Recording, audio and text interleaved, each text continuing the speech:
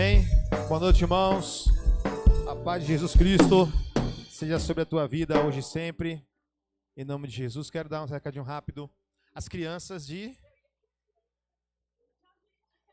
3 a 11 anos, vocês podem ir aqui para a salinha, tá? Ao lado. Temos aqui o cultinho aqui ao lado. Tá? Os pais já podem dirigi-las até lá. Irmãos, amanhã, segunda, nós vamos ter aqui no Culto Fire um irmão, o Renato Gabriel.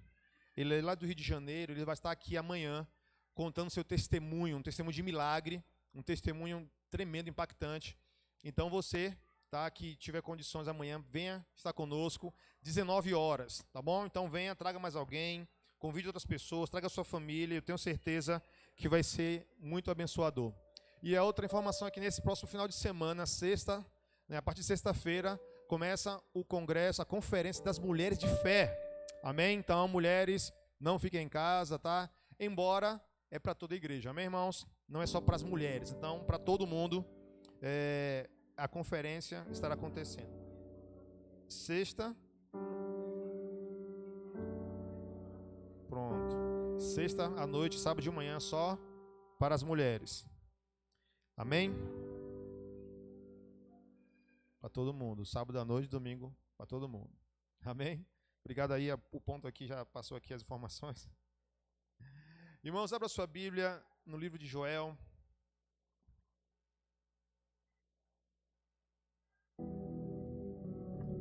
Joel, capítulo 2.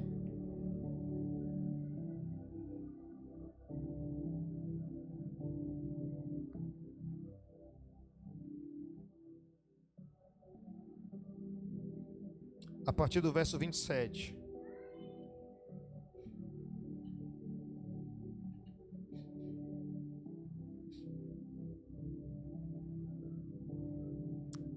Joel 2, a partir do verso 27.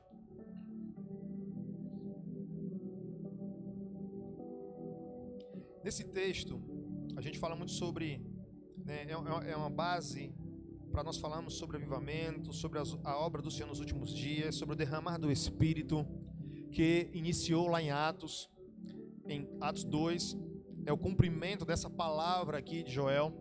E quando a gente analisa o texto, toda a profecia, ela envolve muitos aspectos. Às vezes a gente se detém apenas no aspecto sobrenatural da coisa, aonde o dom é manifestado, aonde há um romper espiritual, e de fato isso é inegável, e a gente tem experimentado isso ultimamente, de uma forma muito mais, eu diria, mais ativa, mais, sabe, irmãos, tangível, sabe? Deus tem fluído de uma forma tremenda em nosso meio, nos cultos, as campanhas de oração, de jejum, tá? E a gente tem visto, de fato, um despertamento, essa é a palavra. E isso vem por meio desse derramar do Espírito Santo. Não é obra de homens, não é algo que a gente simplesmente movimenta, produz, mas é algo que o Espírito Santo ele produz no nosso meio. Não há como, irmãos, a presença de Deus vir e a gente não ser tocado, não ser, sabe, levado a algo no sobrenatural. Então temos visto dons fluindo, línguas, temos visto curas, temos visto de fato um mover sobrenatural do Senhor. Mas quando a gente olha para a declaração de Joel como uma profecia para esse avivamento, a gente vai perceber, como eu disse, que há vários aspectos. Eu gosto de ensinar falando o seguinte: quando a gente olha, por exemplo, para um carro, se você pegar uma roda, a roda do carro é o carro? Não. Se você pega o volante do carro, é o carro? Se você pega o motor, é o carro? O carro é o conjunto de tudo isso. O carro não é só a roda, o carro não é só o volante, o carro não é só o motor, o carro é o conjunto de tudo aquilo que o constitui na sua plenitude. E avivamento não é só uma coisa, nem só outra coisa, mas é tudo o que está na declaração de Joel. E envolve desde o derramar, desde a manifestação dos dons, como também, irmãos, aqui há traços de um mover no nosso caráter, há um traço de uma transformação, sabe, irmãos, no nosso cotidiano, há um traço, irmãos, de transformação na nossa forma de pensar. Então, avivamento é uma obra geral de Deus em nosso meio. E aqui nesse texto, a gente vai começar a ler a partir do verso 27, porque eu quero falar de um aspecto nessa noite, que Deus ministrou meu coração há algumas noites, algumas madrugadas atrás, sobre esse assunto, e foi algo muito confrontador, mas também, irmãos, algo que eu senti uma graça, uma glória de Deus tremenda. A partir do verso 27, vamos lá, diz assim: e vós sabereis que eu estou no meio e que eu sou o Senhor, vosso Deus, e que não há outro. Vou repetir esse verso 27. E vós sabereis que eu estou no meio de Israel, e que eu sou o Senhor vosso Deus, e que não há outro. Ele continua: e o meu povo nunca mais será envergonhado. E há de ser que depois derramarei o meu espírito sobre toda a carne. Vossos filhos e vossas filhas profetizarão, vossos velhos terão sonhos, os vossos jovens terão visões. Também sobre os servos e sobre as servas naqueles dias derramarei o meu espírito, e mostrarei prodígios no céu e na terra, sangue e fogo e colunas de fumaça. O sol se converterá em trevas e a lua em sangue, antes que venha o grande e terrível dia do Senhor. E há de ser que todo aquele que invocar o nome do Senhor será salvo, porque no monte Sião e em Jerusalém haverá livramento, assim como disse o Senhor, e entre os sobreviventes, aqueles que o Senhor chamar. Então, avivamento, nos moldes da declaração de Joel, ele tem muitos aspectos. E um avivamento genuíno, ele carrega todas essas manifestações, como sinais. Ele fala de sinais aqui. Ele fala de maravilhas aqui. Ele fala dos dons, do carisma, do poder de Deus. Ele fala também de santificação. Ele fala de uma mudança de conduta. Ele fala de que o povo não mais será envergonhado. Fala de livramento. Ele fala de salvação, ou seja, arrependimento faz parte do avivamento. Ele também fala sobre a revelação da palavra, sobre um tempo onde o povo de Deus, irmãos, vai se alinhar com a palavra e não com os achismos do seu tempo, não com o secularismo. Mas também há um outro poderoso aspecto de que Joel fala aqui. E esse aspecto que Joel fala aqui, é que nós começamos aqui no verso 27, é sobre a revelação de Deus para o seu povo. Por quê? Se avivamento é a vida de Deus no meio da igreja, então todos os aspectos que nós falamos aqui, descritos na profecia de Joel, inclui também a revelação de quem Deus é. De quem Deus verdadeiramente é. Então, se avivamento é para a igreja e não para o mundo, significa dizer que, no que diz respeito a esse aspecto do conhecer a Deus, a igreja precisa resgatar a verdadeira imagem de quem Ele é. Você já parou para pensar que você pode chegar no final dos seus dias e de repente descobrir que você buscou a sua vida toda a um Deus errado? Você já parou para pensar que você vai descobrir que no final do seu dia, da sua vida, você vai descobrir que aquilo que você viveu não foi um avivamento? Vocês já pararam para pensar nisso? Porque às vezes nós nos atentamos para aquilo que é semelhante, mas não do que de fato é. Porque o maior inimigo da verdade é aquilo que se parece com uma. Diga ao seu irmão assim: o maior inimigo da verdade é aquilo que se parece com uma. Então, o maior inimigo do avivamento é aquilo que parece com um. E o maior inimigo da compreensão, da revelação de quem Deus é, irmãos, é aquilo que se parece com Ele, mas que não é.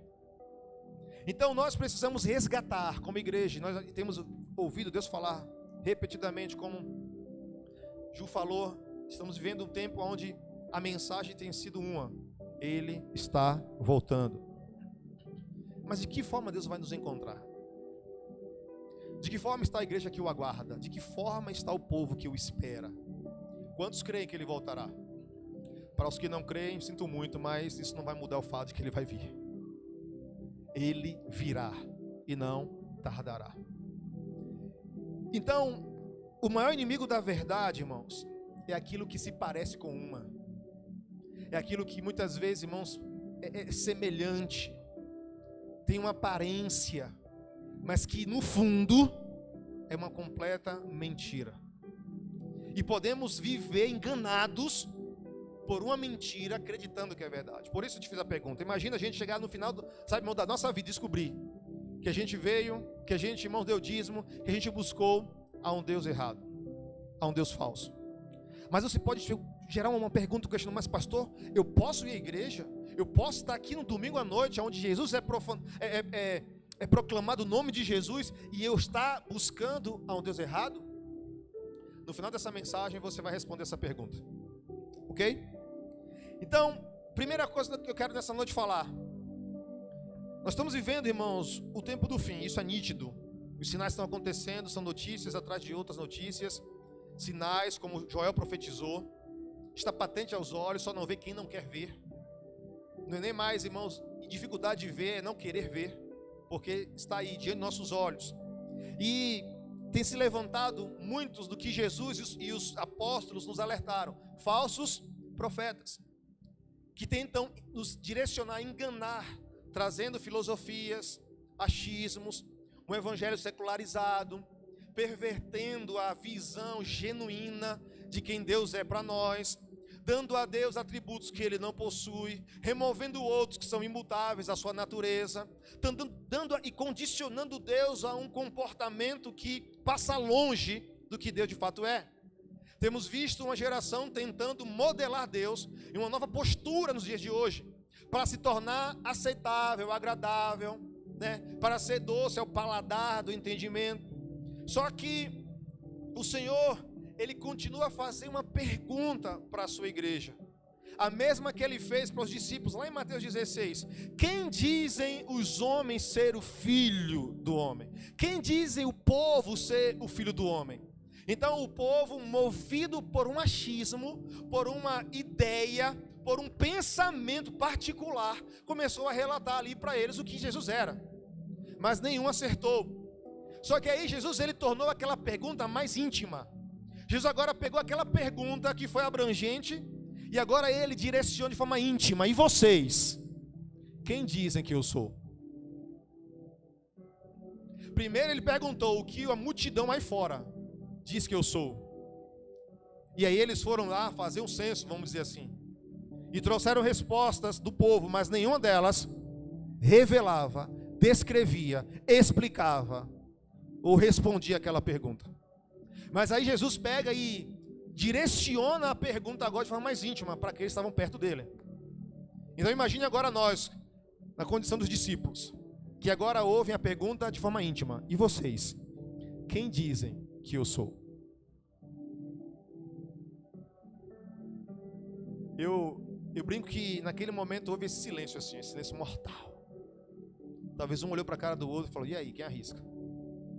A gente só assemelhou ele aqui com homens tops, Jeremias, Moisés, alguns profetas, e até com João Batista.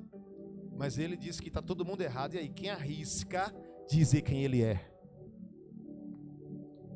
Mas de repente, a Bíblia vai dizer que Pedro, ele recebe um sussurro, vamos chamar assim.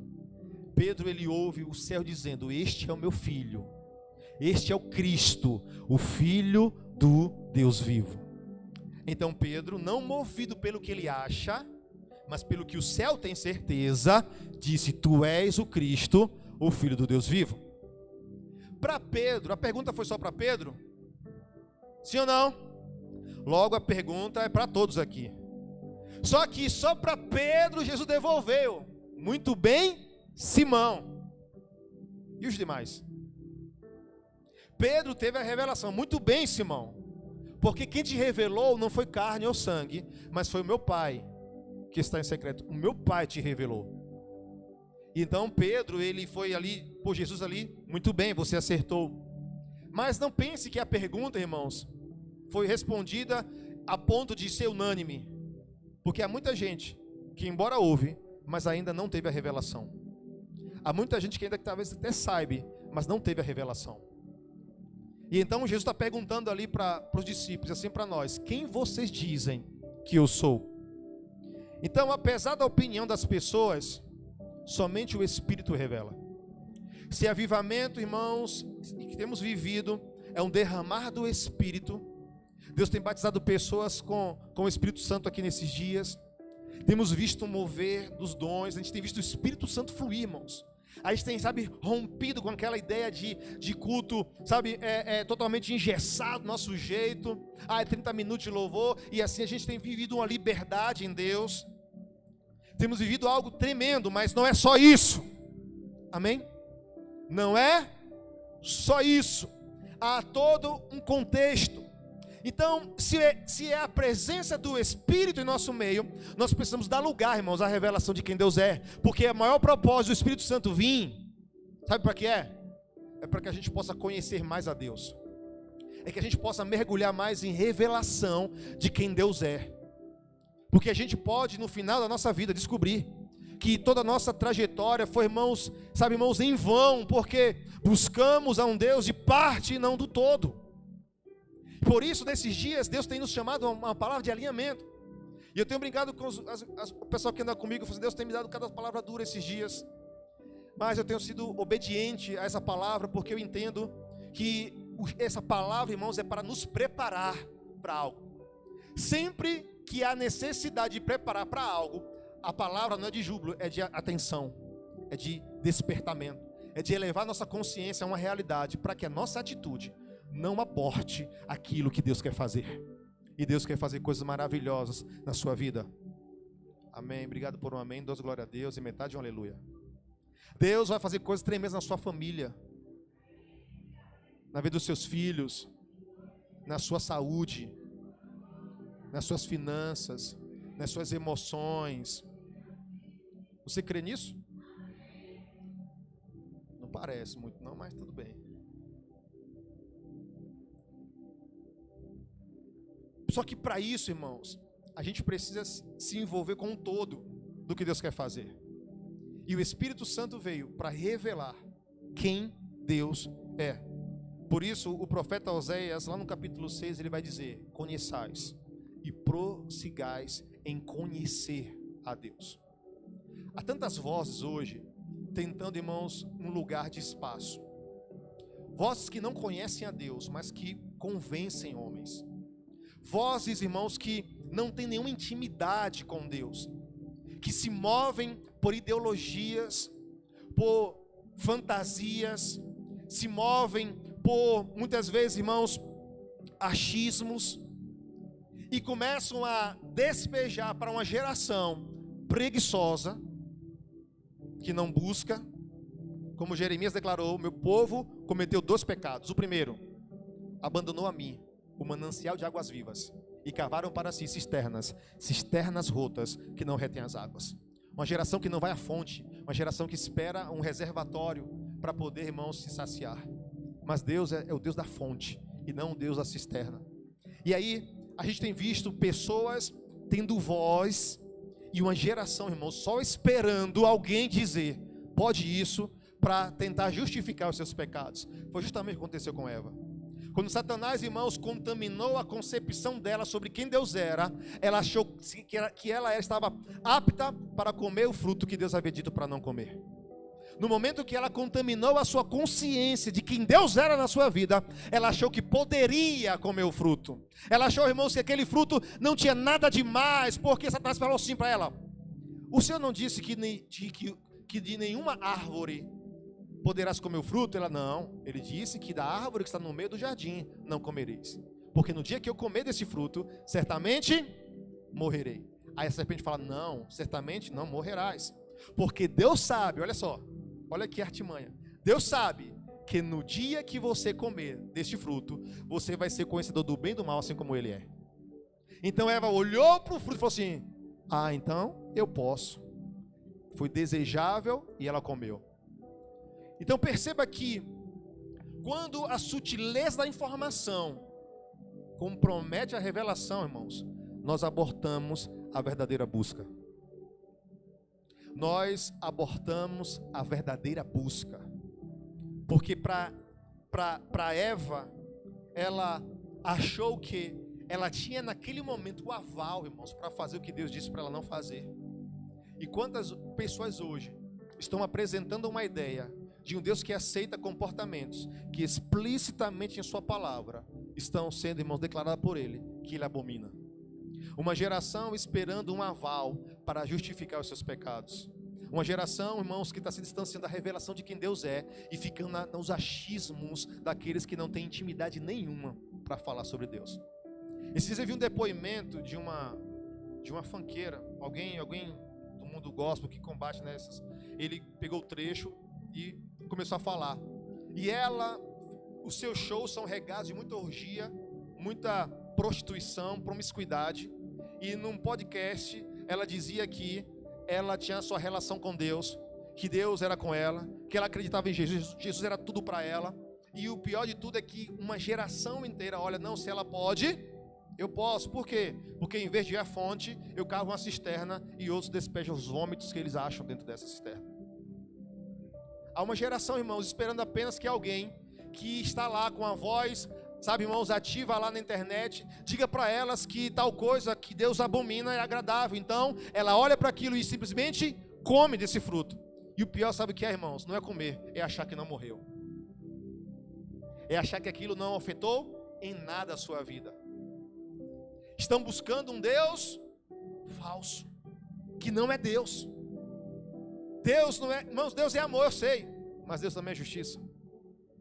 Deus, Ele não aceita que a gente estabeleça os mecanismos para buscá-lo. Ele mesmo estabeleceu os mecanismos de buscá-lo. Deus, irmãos, Ele não quer que a gente estabeleça o caminho para nos aproximar dEle. Ele mesmo se fez o caminho para nos achegar a Ele. Jesus disse, eu sou o caminho, a verdade e a vida. Não importa o que as pessoas acham, mas sim o que o céu tem certeza. Irmãos, há muita gente que acha que está servindo e buscando a Deus, ao Deus de Israel, ao Deus Todo-Poderoso, ao Yeshua, ao Deus Santo, Criador dos céus e da terra. E talvez você esteja adorando aspectos do que Ele é e não todo. Nós precisamos, irmãos, nos abrir para a revelação de quem Deus é. Porque, irmãos, se a gente pular, gritar, orar em línguas, sabe, irmãos, se mover nos dons, isso não é suficiente. Eu não estou aqui, irmãos, negando a importância disso, eu busco isso, eu vivo isso. Mas Paulo vai dizer em 1 Coríntios capítulo 13, que ainda que eu fale a língua dos homens e dos anjos, se não tiver amor, de nada valerá. Ainda que eu tenha o dom de profetizar, se não tiver amor, de nada valerá. Ainda que eu tenha fé capaz de transportar montes, se não tiver amor. E o que é amor? Amor não é um sentimento, não é uma emoção. João vai dizer na sua primeira carta que Deus é amor. Se eu, irmãos, vivo o produto do avivamento, mas não carrego a presença, de nada vale. Se eu, irmãos, vivo o resultado do avivamento, mas eu não desfruto da presença da pessoa que manifesta, que nos envolve esse avivamento, irmãos, de nada valerá. Porque muitos vão chegar no último dia e dizer, Senhor, eu estava lá no dia do manto, eu rodei, eu pulei, eu bradei, eu profetizei, eu orei para mortos ressuscitarem, eu vi coxos andarem, cegos enxergarem. E você acha que vai ser suficiente? Mateus capítulo 7, Jesus vai dizer, apartai-vos de mim, pois não vos conheço. Relacionamento, irmãos. Conhecer a Deus. Lembra da pergunta que Jesus fez aos discípulos? Quem dizes vós que eu sou? Será que hoje nós temos a capacidade, irmãos, de trazer não uma descrição, não uma resposta apenas, mas uma revelação de quem Deus é? Então a minha pergunta é, quem é o Deus a quem nós temos buscado? Quem é o Deus que nós temos buscado, irmãos?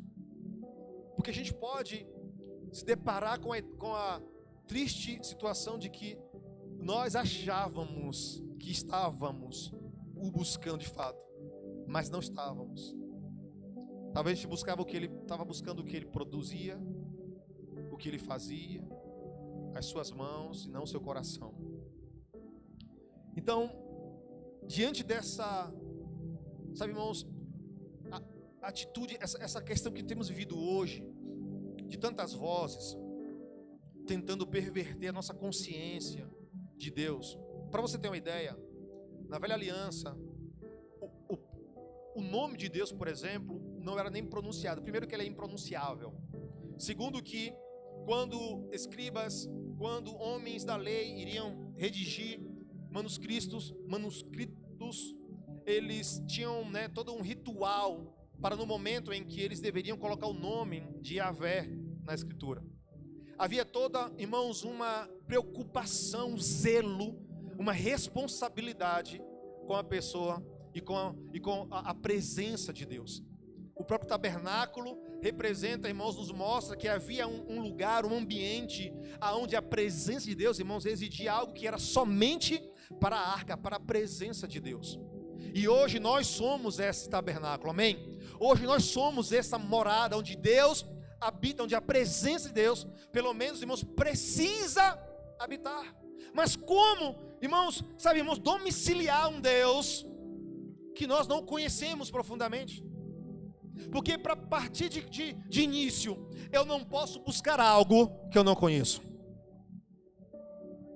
Imagina se, na segunda-feira desse exemplo aqui, anos atrás eu trabalhei com informática, eu fui professor de informática, anos atrás, Hoje eu não sei mais nada, nem formatar um. E eu me lembro que eu trabalhava na parte de assistência técnica, e a gente recebia alunos que vinham da teoria para a prática. Aí o pessoal lá da assistência sempre trollava, os calouros, vamos chamar assim. Eu me lembro que quando eles chegavam lá, a gente falava assim, vai lá na sala tal e diga a fulano para mandar o alicate desempenar HD. Não existe isso, irmão. Mas a pessoa não sabia. O que ela fazia? Ela corria até lá. O professor tal disse que é para mandar a chave de desempenar HD. Eles iam buscar algo que eles não conheciam. Então, se dizemos que conhecemos a Deus, se estamos buscando a Deus, irmãos, o primeiro passo é conhecê-lo. Perceba que quando a gente leu Joel, o momento do derramar do Espírito, quando ele fala assim, derramarei o meu Espírito, vem depois, quando Deus fala o quê? Olha como começa. E vós sabereis que eu estou no meio de Israel, e que eu sou o Senhor vosso Deus, e que não há outro. Aí depois, lá na frente, ele fala, e então derramarei do meu Espírito. Porque o derramar, embora Deus está se comprometendo em fazer, Ele exige de nós uma busca por isso que Ele prometeu. Por isso Jesus fala para os discípulos o quê? Permaneçam em Jerusalém, até que do alto sejais revestidos. Então, durante 3 anos, Jesus se revelou para quem? Para os discípulos. Olha para mim, eu sei que eles são bonitos, mas olha para mim aqui.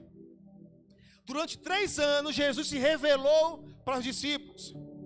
Aí lá em João capítulo 4, ele vai dizer assim, 14, ele vai dizer assim, o Espírito da verdade, que o mundo não pode o quê?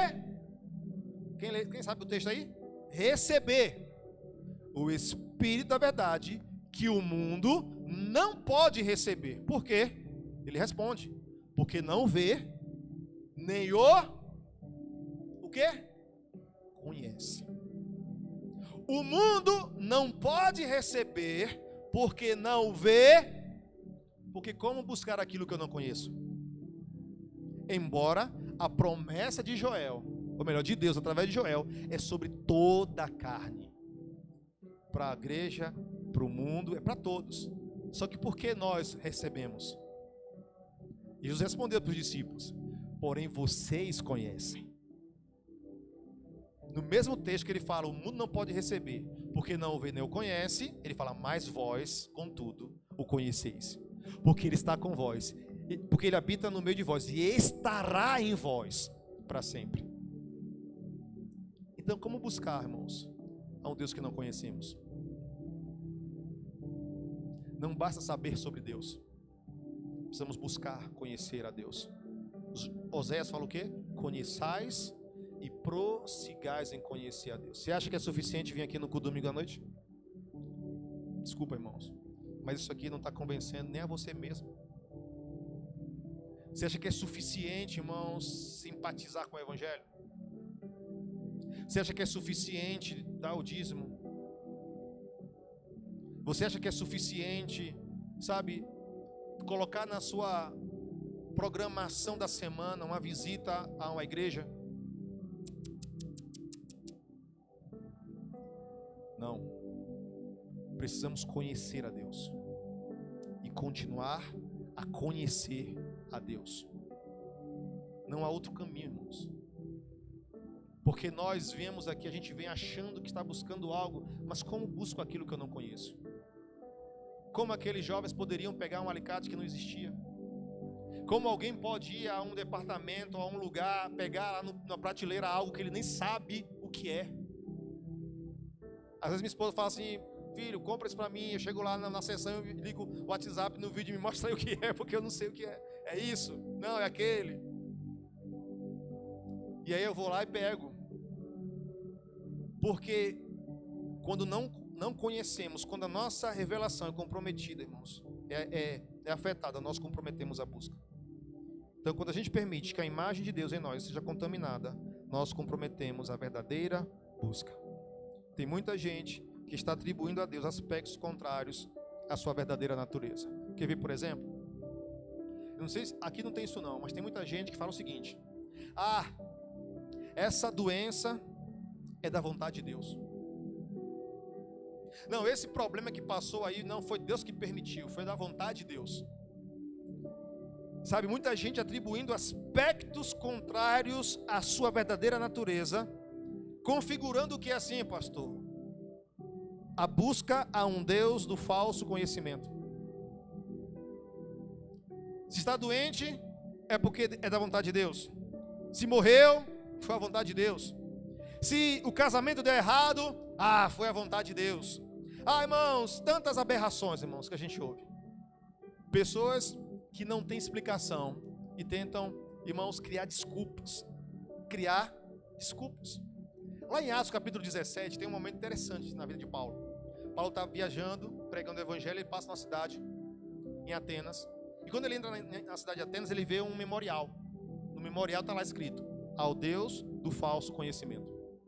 Paulo entra na cidade e lá os gregos, enfim, o povo, eles não fazem outra coisa senão fazer o quê? Vamos ouvir novidade, vamos buscar novidades. Então Paulo, ele entrou lá no Areópago para conversar, para debater com eles. E muitos falavam sobre muitas coisas, e Paulo foi lá falar sobre Jesus. Aí Paulo falou o seguinte: olha, eu andando aqui, indo na vossa cidade, encontrei um memorial escrito ao Deus do falso conhecimento. Aí Paulo, ele começa a apontar para aquela visão, para aquela placa, apontar para Cristo. Ele começa a trazer, irmãos, e personificar a obra de Cristo, a pessoa de Deus, para aqueles que eles estavam ali levantando o altar, mas nem sequer sabiam de que se tratava. De um Deus que no passado operou maravilhas, que as notícias foram passando de geração em geração, mas que a geração atual já não, mas nem sabia do que se tratava. Então Paulo, ele entra ali, irmãos, debaixo da revelação e fala: esse Deus que vocês estão lá adorando é Jesus Cristo, que veio, que deu a sua vida, que morreu na cruz, ressuscitou e que está à destra do Pai. E começou, irmãos, a ministrar, e ali, irmãos, houve a revelação diante da ignorância dos homens, o Deus do falso conhecimento. E há muitas pessoas, irmãos, que buscam essa fuga, sabe, uma geração que busca uma fuga, que não conhece verdadeiramente o seu Deus, uma geração que quer explicação para tudo, uma geração, irmãos, que até para a sua falta de fé e compreensão acabam tentando trazer sobre Deus até aquilo que não faz parte dele. Imagina aí, irmãos, Jesus morreu para levar as suas enfermidades, como Isaías declara. Aí você vai dizer: não, essa enfermidade é da vontade de Deus. Você começa a construir uma visão errada de quem Deus é. Olha o Deus que você está buscando: o Deus que opera com doença. Aí você fala assim: não, eu estou passando por esse problema porque é de Deus. É Deus que permitiu. Aí Jesus vai, irmãos, paga o preço, te liberta da maldição, para você dizer assim: eu estou passando por isso porque Deus está me ensinando pela dor. A dor nunca foi a linguagem de Deus, é a sua, mas não é de Deus. Deus não trabalha com a dor. Deus não desperdiça, é diferente. Ele é um Deus que trabalha em favor daqueles que nele esperam. É o Deus que, como diz Romanos 8:28, todas as coisas cooperam para o bem daqueles que amam a Deus. Então, quando a gente começa a conceber a ideia de que essas mazelas que a vida nos apresenta, e por falta de explicação, a gente atribui a Deus, estamos construindo, irmãos, um falso entendimento de quem Deus é. Olha o Deus que você está buscando. Olha o Deus que você está adorando. Olha o Deus que você veio adorar aqui hoje. O Deus que te fez a doença chegar na tua casa. O Deus que, permitiu que a pobreza te alcançasse. O Deus que permitiu que aquele acidente acontecesse. O Deus... E as pessoas começam a atribuir a Deus essas coisas, irmão. Olha só o Deus que você está buscando. Ele não é isso. Embora eu creia num Deus que no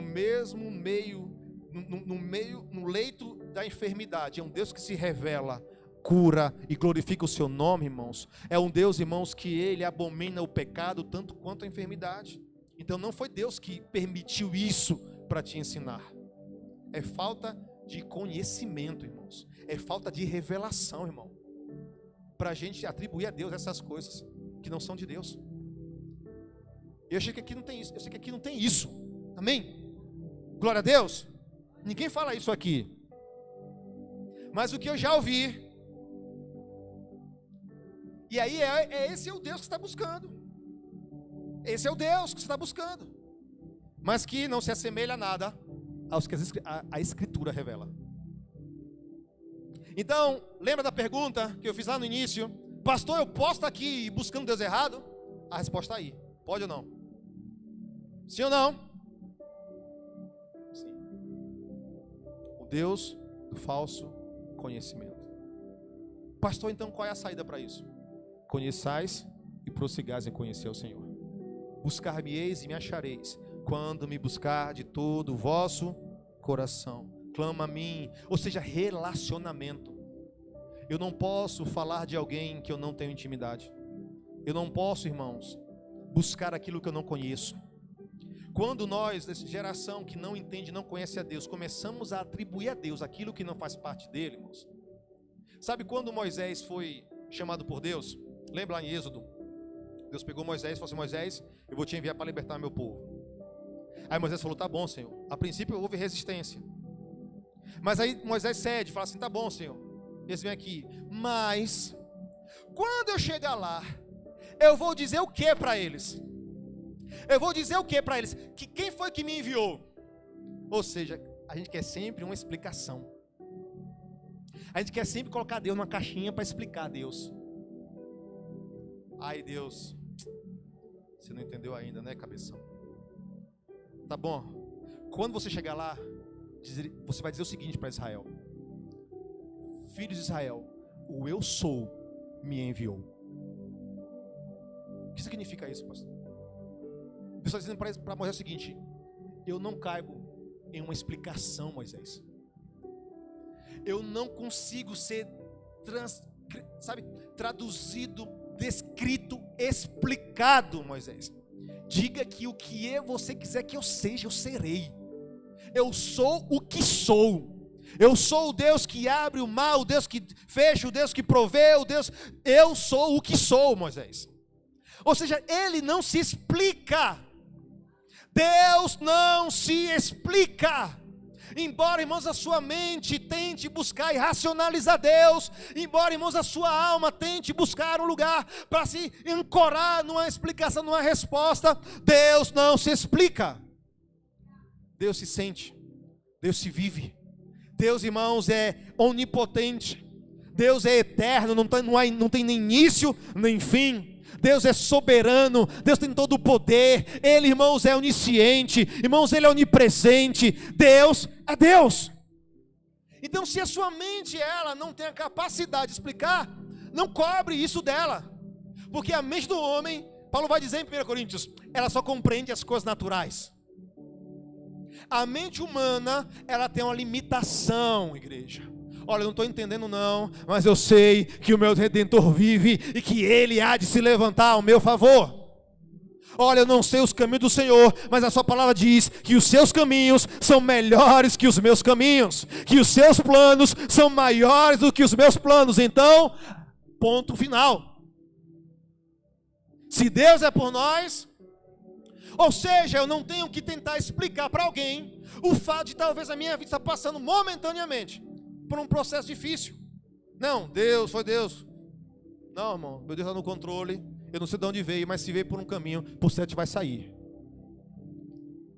Porque o meu Deus, Ele, irmãos, é o Deus das Escrituras. Não é o Deus que me apresenta no TikTok, obrigado, Ana. Não é o Deus que me apresenta no Instagram. Não é o Deus que me apresenta, irmãos, no YouTube. Não estou dizendo que todos são errados. Mas há muita, irmãos, há muita coisa, sabe, irmãos, sendo liberada aí. Sabe, assim como pessoas só estão esperando alguém dizer assim, não, isso aí pode fazer. Não, isso aí Deus concorda com isso.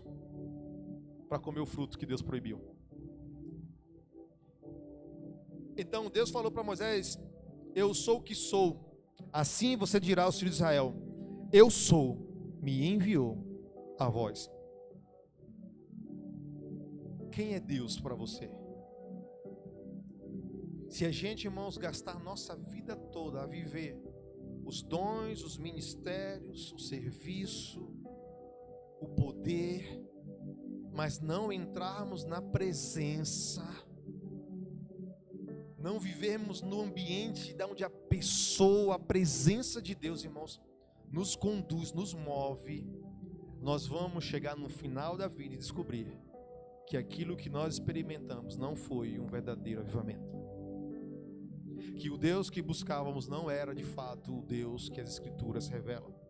Podemos construir um altar a um Deus do falso conhecimento. Quantas pessoas que a única relação que tem com a palavra é aqui e agora? Como vai buscar, irmãos, que não conhece? Essa é uma palavra de encorajamento, acredite. Essa é uma palavra de despertar, embora ela seja aparentemente, né, amarga no paladar, mas ela vai descer como mel, se você aceitar, se você receber com gratidão ao Senhor. Porque o que é que eu ouço? O que é que eu ouço, irmãos, através de uma palavra como essa? Deus falou assim, achegai-vos a mim, e eu me achegarei a vós. Obrigado por um amém. Então o avivamento não começa ele vindo, começa eu me achegando. Eu me achego. Como Davi falou, uma coisa pedi ao Senhor e eu a buscarei, que eu possa habitar na sua casa todos os dias. Esse tem que ser o nosso desejo, irmãos. Não é simplesmente achar que Deus, porque de forma arbitrária vai fazer. Não, Deus espera que nós possamos buscá-lo verdadeiramente. Não é suficiente, irmãos, sabe as doses homeopáticas que nós damos na busca, não, precisa haver uma constância, uma continuidade, uma intensidade, uma intencionalidade na nossa busca ao Senhor. Como estão entendendo isso aqui nessa noite? E se a gente entender, irmãos, isso, se nós compreendermos isso, você pode, irmãos, talvez não falar em língua, você pode talvez não curar enfermos, mas se você conhece a Deus, irmãos, o teu lugar na eternidade estará seguro. A Bíblia diz que o povo perece por quê? Falta de conhecimento. E a libertação, ela vem por meio do conhecimento. Conhecereis e ela vos libertará. Então, bem, para a gente caminhar para o fim, se o mundo não pode me oferecer a resposta sobre Deus, só há um lugar, só existe um ambiente, o ambiente da busca. É engraçado que Jó, por exemplo, como é que a Bíblia começa a falar de Jó? É interessante isso. Deus começa a falar sobre Jó como assim, ó. Jó é um homem justo, íntegro. Deus conhecia, mas Jó conhecia a Deus. Por quê? No final da vida de Jó, Jó vai dizer, eu te conhecia, mas hoje os meus olhos te veem. Tá, Jó e os amigos debatendo, assim como a gente faz, irmão. A Bíblia é a vida, irmão. Tá, Jó e os amigos dizendo assim, ó, foi culpa sua. E Jó está dizendo, não foi culpa minha. Deus tal, e começando a tentar explicar o que é inexplicável. Eu imagino só Deus, só assistindo tudo lá, ó. Não entenderam nada. Não entenderam foi nada. E aí passaram-se 42 capítulos, irmãos. Não sei quanto tempo durou cronologicamente. Mas lá no último capítulo, no início do capítulo 42, Jó vai dizer, depois que Deus responde. Porque Deus começou logo assim, ó, Jó, aonde você estava, Jó, quando eu criei todas as coisas? Tá querendo aí me explicar, Jó? Tá querendo aí pagar de sábio? Aonde você estava quando eu coloquei as estrelas, cada uma no seu lugar, e chamei ela pelo seu nome? Jó, aonde você estava, Jó, quando eu fiz nascer o lírio do campo? E Deus começou ali a fazer várias perguntas a Jó. Ah, irmão, para um bom entendedor, meia palavra basta, né? Aí Jó fala o quê?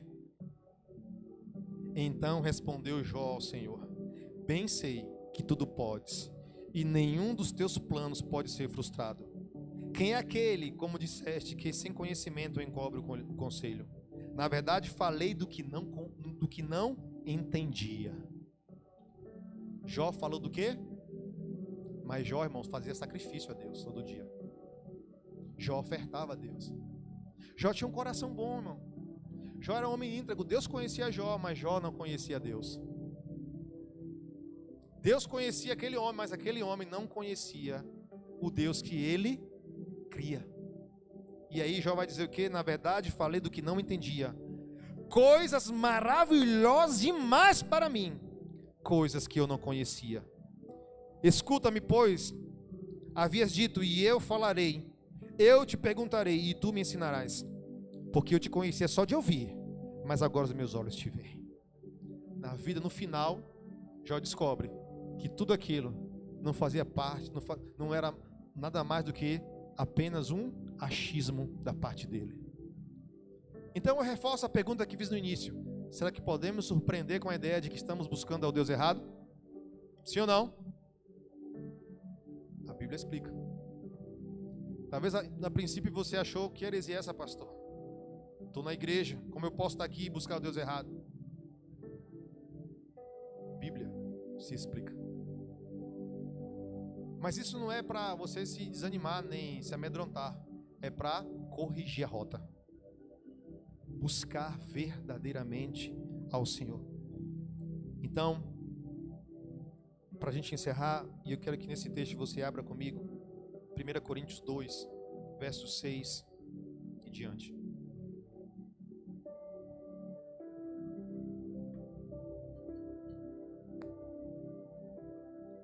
Coríntios capítulo 2, versículo 6 ao 11. Aleluia. Diz assim, Paulo aqui falando, ele diz assim: entretanto expomos sabedoria entre os experimentados, não porém a sabedoria deste século, nem a dos poderosos desta época, que se reduzem a nada.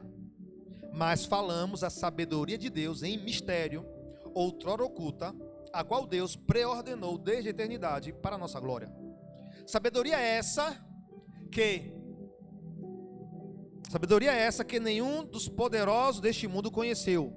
Porque se tivessem conhecido, jamais teriam crucificado o Senhor da glória.